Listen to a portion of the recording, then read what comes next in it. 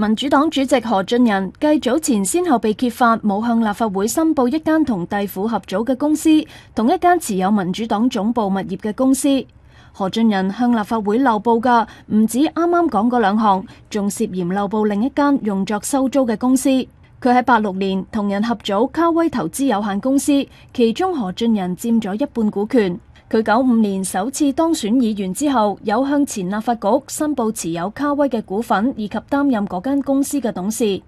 但係98年再當選之後嘅申報記錄就完全唔見卡威嘅名。但係資料顯示，嗰間公司08年先至正式解散，期間唔見有任何股權變動記錄，即係話佢可能漏報卡威股份利益長達10年。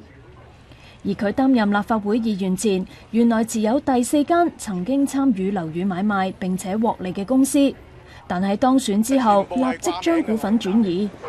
對於一次又一次漏報利益，何俊仁回應話：事件發生喺10幾年前，部分公司已經長期冇運作，或答唔到，要先翻睇資料，但又拒絕公開相關嘅文件。城大專業進修學院學術統籌宋立功認為，何俊仁漏報利益越揭越多，應該清晰交代。